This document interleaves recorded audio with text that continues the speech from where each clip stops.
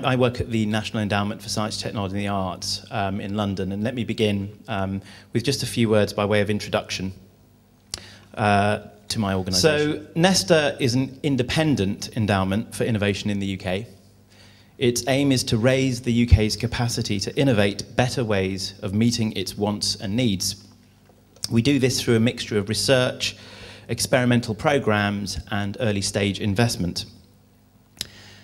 Now, yesterday I spoke to some of you, and you'll know that Nesta works with many other organisations in the UK and around the world, including investors, governments, businesses, NGOs and foundations. And we work in three broad areas: innovation and economic growth, social and public sector innovation, and the creative economy. Now, in this presentation, I'd like to do a few things. First, I'd like to remind you why the creative economy is a high priority for our work in the UK. I'd like to comment on where I think policy has played an effective role in supporting the creative economy, and also where policy has struggled.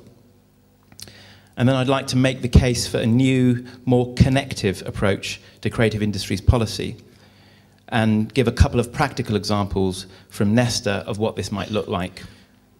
In a report published in 2007 called Staying Ahead, written for the Department of Culture, Media and Sport, the DCMS, a think tank called the Work Foundation and Nesta proposed these 8 separate factors which together drive economic performance in the creative industries.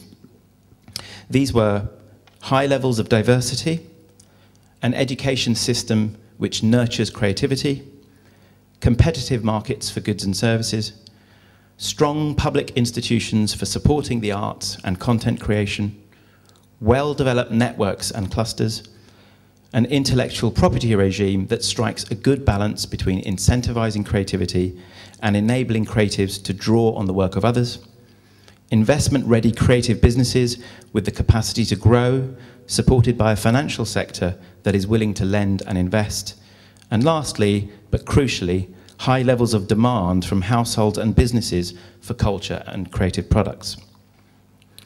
Now, our assessment was that for various reasons, these factors taken together had worked favourably in the UK to support the growth of its creative industries. In many cases, it has to be said, this appears to have been fortuitous and had happened in spite of, rather than because of, government policy. I'd like to single out 3 drivers in particular where policy in the UK, in my view, has, at least historically, played an important role in supporting the creative industries.